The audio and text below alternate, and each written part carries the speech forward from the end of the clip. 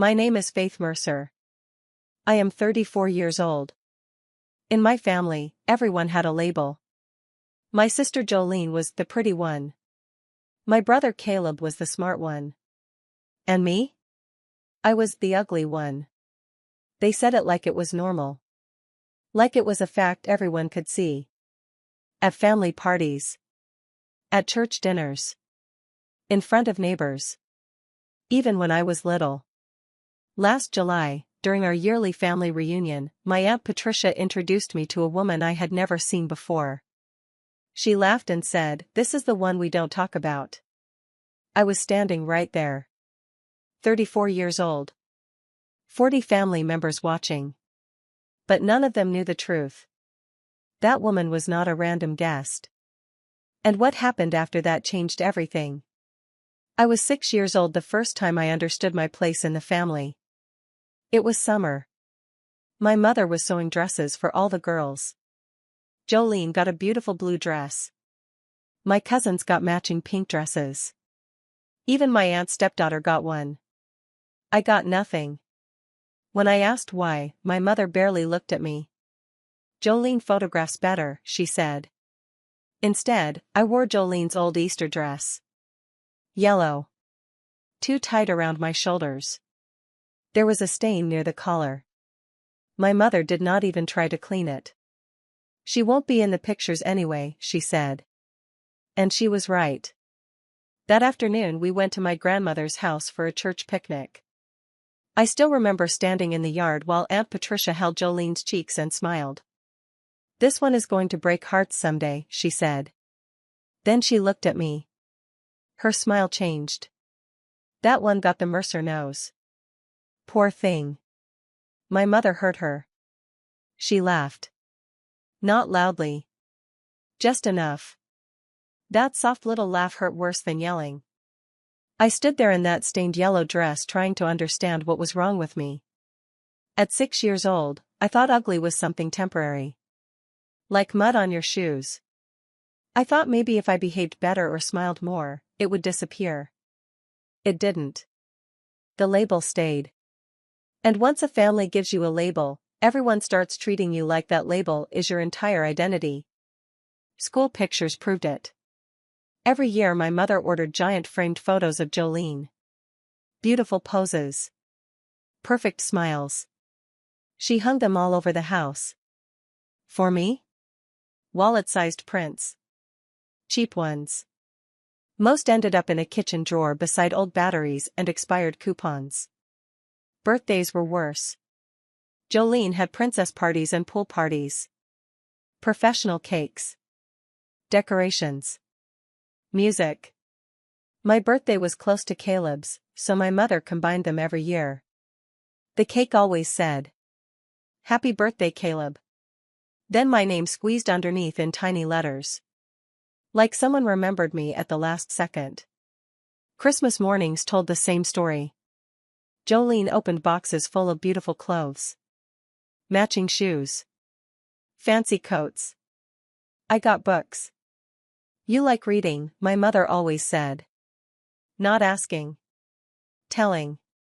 She decided who I was long before I had the chance to become anyone else. Caleb escaped first.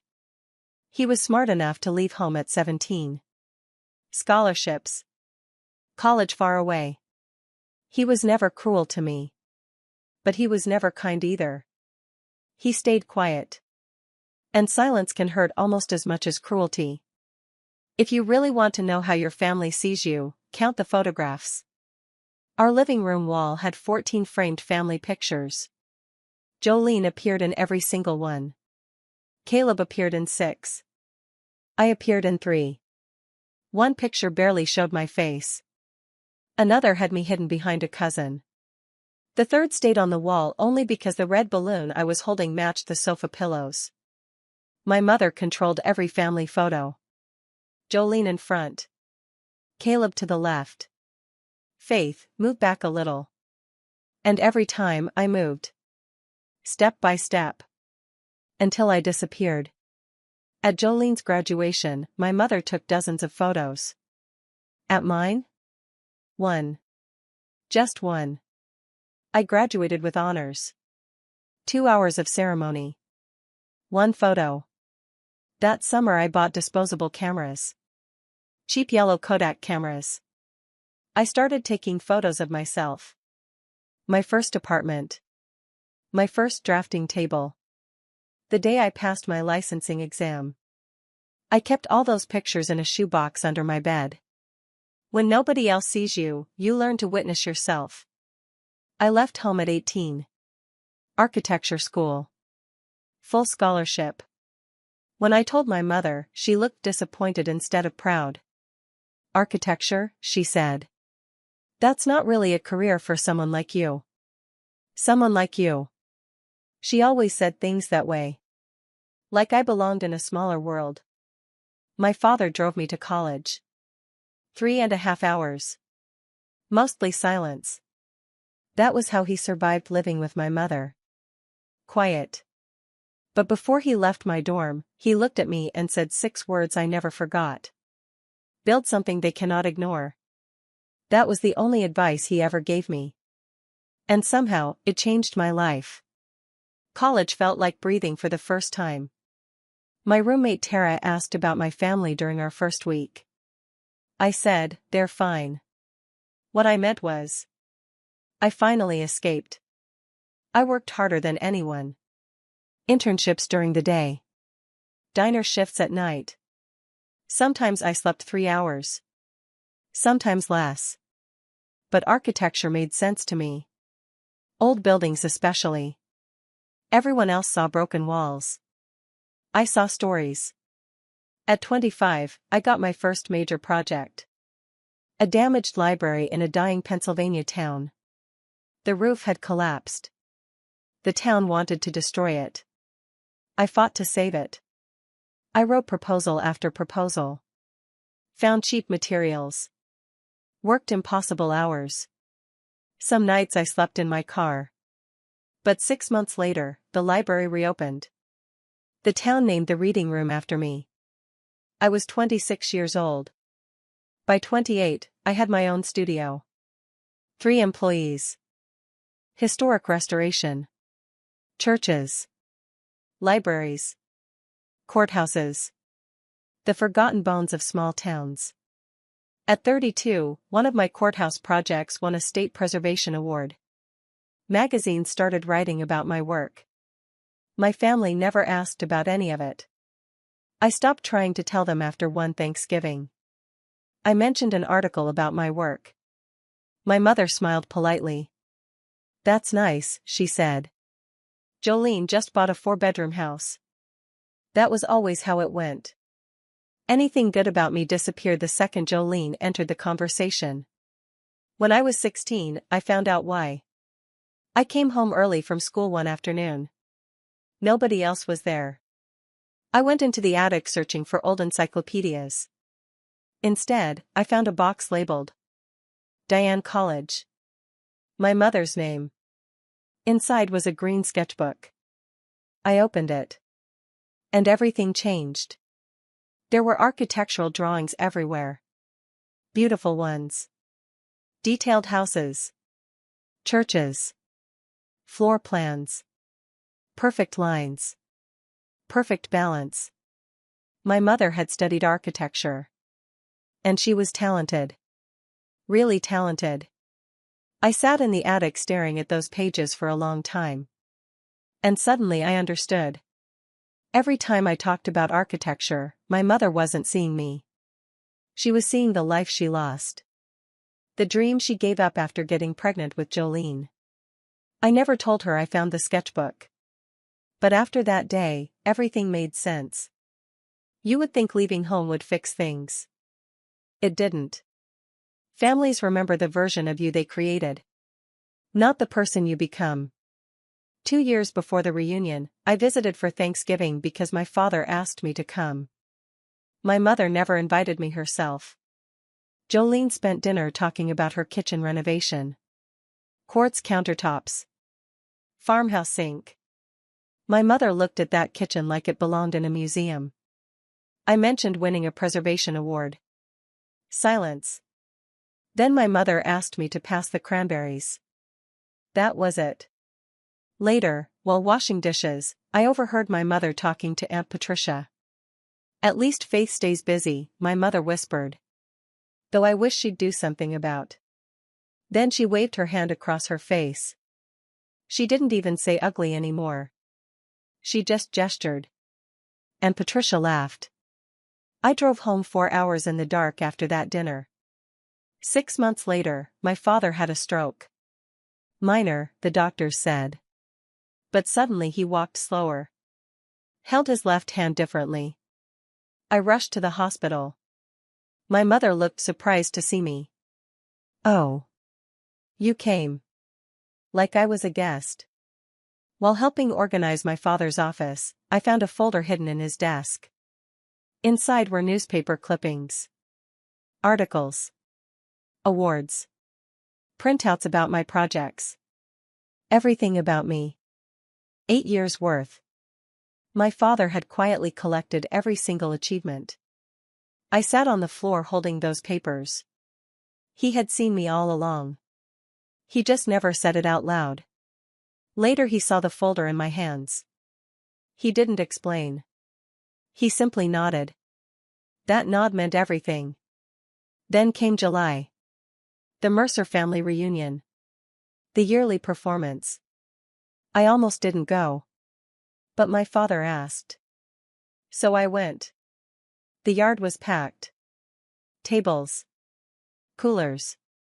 Children screaming. The smell of charcoal. I sat in my car for 3 minutes before getting out. Preparing myself. Jolene arrived right after me. Everyone hugged her. Praised her. Told her how beautiful she looked. When I walked in, people barely nodded. "Hey, Faith. Good to see you." Quick. Forgettable. Near the entrance was a table full of printed name tags. Everyone had one. Except me. There was only a blank tag and a marker. I wrote my own name. 42 people there. I was the only person forgotten. At lunch, my mother had assigned seats. My name wasn't at the main table. Or the second table. Or the third. So I sat with the children. Again. At 34 years old. A cousin asked what I did for work. Before I could answer, Patricia interrupted. "She fixes up old buildings or something." "I'm an architect," I said. Patricia laughed. "Like those home makeover shows?" My mother ignored me completely. "Jolene, tell everyone about the beach house." Same script. Same roles. Nothing ever changed. After lunch, everyone crowded into the living room with family photo albums. Page after page of Jolene. Beauty pageants. Vacations. Graduations. Smiling faces. I counted nearly 200 photographs. I appeared in 4. In one, a thumb covered half my face. In another, I stood hidden behind a plant. Nobody noticed.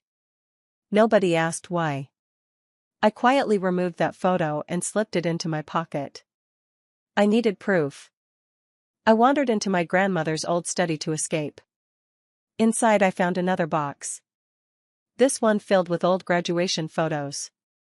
My graduation. 15 pictures. My father had taken them. Different angles. Different smiles. Me laughing. Me proud. Me happy. My mother took one photo that day. My father took 15.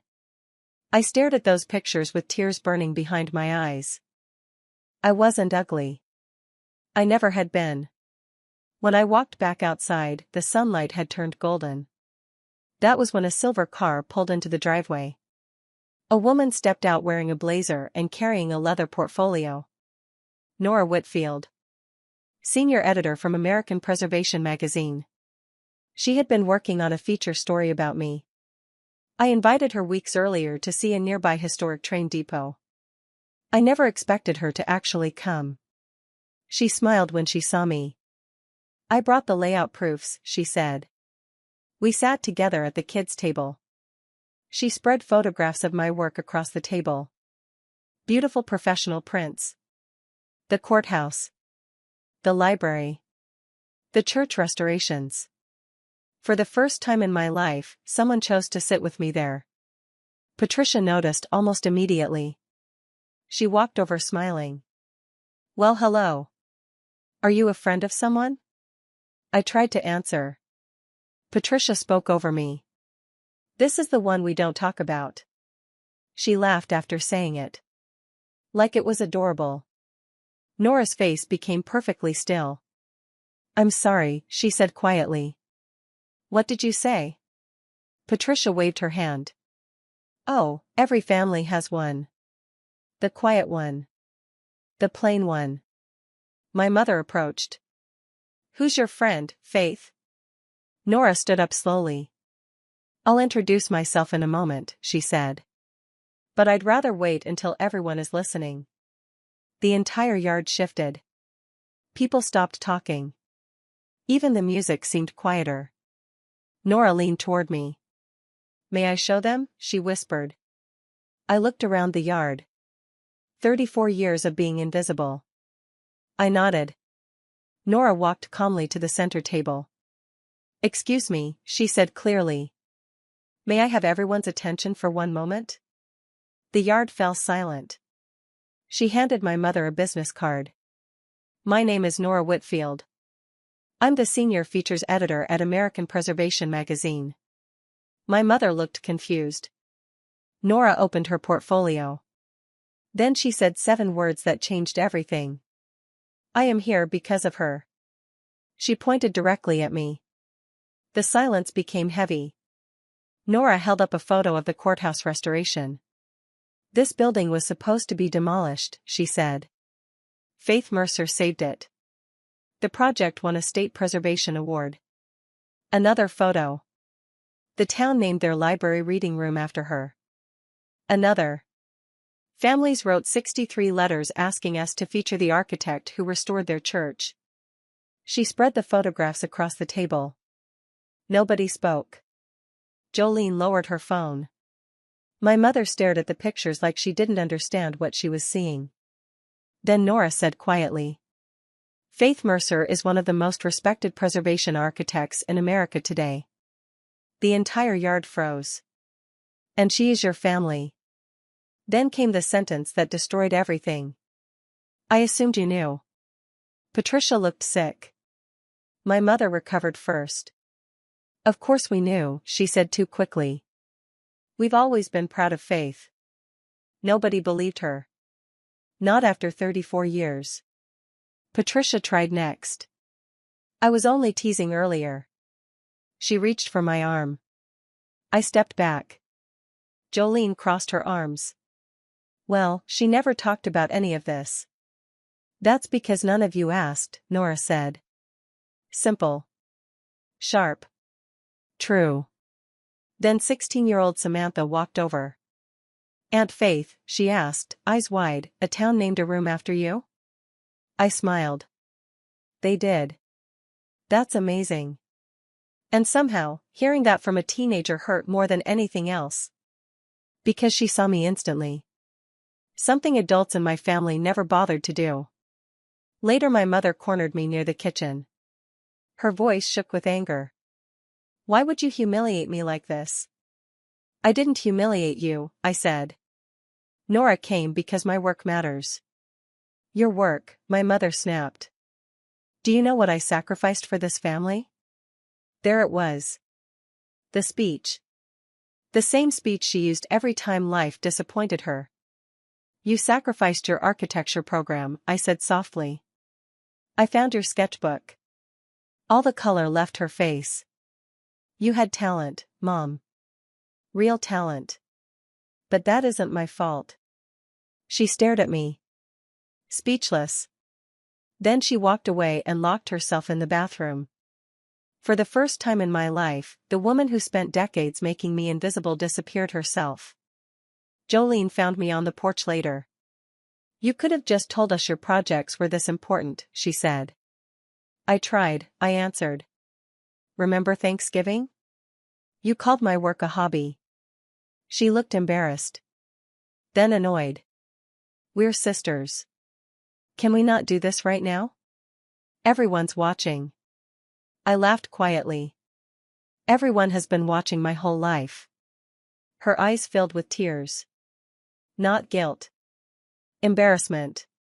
She wasn't upset because she hurt me. She was upset because the family story had changed. Why do you always make everything about you? She snapped. I stared at her. You had 36 years of everything being about you, I said calmly. I'm having one afternoon. She had no answer. She walked away. Even Patricia eventually tried fixing things. She approached Nora with a fake smile. I've always told Faith she was special.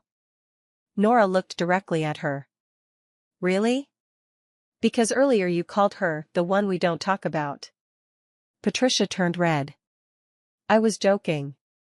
Jokes usually make everyone laugh, Nora replied. Across the yard, Uncle Ray finally spoke. Patricia, he said firmly, sit down. The whole family stared. He had never corrected her publicly before.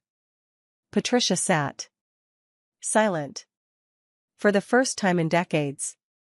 As the afternoon continued, more relatives drifted toward me. Carefully. Awkwardly. Like they suddenly realized they had ignored someone important. I could have destroyed them in that moment. I could have listed every cruel memory. Every insult. Every missing birthday. Every photo. But that wasn't who I wanted to become. I restore things. I don't destroy them. I found my father beneath the oak tree. He had watched everything quietly. I sat beside him. I found the graduation photos, I whispered. His eyes filled with tears. 15 photos, Dad. His voice cracked. Should have been more. I reached into my pocket and handed him one. Me at 22. Cap and gown. Smiling proudly. You kept all the articles too, I said. He squeezed my hand. I should have defended you more, he whispered. You kept the receipts, I told him. He looked at the photo for a long time. Then my mother stormed across the yard. You come to my reunion, she shouted, and embarrass me in front of everyone? I stood slowly. No one embarrassed you. Everything you have is because I raised you. You raised Jolene, I answered. You gave me whatever was left. Gasps spread through the yard. I treated you all the same, she yelled. No, I said quietly. You didn't. Her face twisted. You were always difficult. Always sensitive. I felt strangely calm. For once, I wasn't the emotional one. She was. I didn't make myself the ugly one, I said. You did. The yard went completely silent. Nobody defended her. Not one person. My mother started crying. But they weren't sorry tears. They were caught tears. Victim tears. I looked at her for a long moment. Then I said the thing I should have said years earlier. I'm leaving. And I walked away. Nora stood beside her car waiting. She handed me an envelope. The official offer letter, she said. October cover story. I thanked her. Then I looked back one final time. Patricia sat alone near the fence. Jolene stared at her phone. My mother stood surrounded by relatives pretending to comfort her. Only my father watched me. And Samantha. She ran over before I left. Aunt Faith, she asked breathlessly, can I visit one of your buildings someday? I smiled. Anytime. She hugged me tightly. Simple. Honest. No performance. I got into my car. On the passenger seat sat the magazine layouts. The offer letter. And the graduation photo. I drove away without looking in the mirror. About 50 miles later, my phone buzzed. A text from my father. 2 words. Proud always. I pulled over because suddenly I couldn't see the road clearly anymore. I cried for the little girl in the yellow dress. For the teenager hiding behind plants in photographs. For the woman who spent 34 years trying to earn love from people determined not to give it. Then I wiped my eyes and kept driving. 3 months later, the magazine was released. My face appeared on the cover. The same face my family called ugly for decades. My father framed the magazine. He hung it beside Jolene's graduation picture in the living room. My mother never took it down. She never acknowledged it either. It simply existed there. A quiet truth she could no longer erase. Jolene texted once. Saw the magazine. Congrats. I replied. Thank you. Nothing else. Patricia never contacted me again. Uncle Ray sent me a handwritten letter. I should have spoken up years ago, he wrote. I kept the letter beside my father's folder. That Thanksgiving, I didn't go home. Instead, I drove to an abandoned gas station I had seen near the highway. Broken windows. Vines climbing the roof. Most people would drive past without noticing it. But I noticed. Because I understood what it felt like to be ignored. I walked around the building taking measurements. Photographs. Notes. The bones were still strong. It could become something beautiful again. Back at my office, the evening sunlight filled the room. I opened the old shoebox. Inside were all the photos I took of myself over the years. My first apartment. My drafting table. My license exam. Proof that I existed even when nobody else looked. I added 3 new pictures. The magazine cover. The gas station. And the photo of 10-year-old me hiding behind the plant. I placed that childhood photo beside the magazine cover. Small forgotten girl. Successful grown woman. Same person. Same heart. I looked at both photos for a long time. Then I whispered into the quiet office. Same girl. I closed the shoebox and placed it on the shelf. Some people collect trophies. I collect proof. Proof that I survived. Proof that I mattered. Proof that I was always worth seeing. Here's what I finally learned. You cannot force people to love you correctly. You cannot repair a family that refuses to admit it broke you. But you can build a life so strong that their approval stops mattering. Every building I restore begins the same way. Someone looks at it and says, it's worthless. Then somebody else looks closer. They see the structure underneath. The hidden beauty. The possibility. That was me. I was never ugly. I was simply standing in the wrong room. If this story moved you, don't forget to like the video and subscribe to the channel for more real-life stories like this. And tell me in the comments, what would you have done in my place?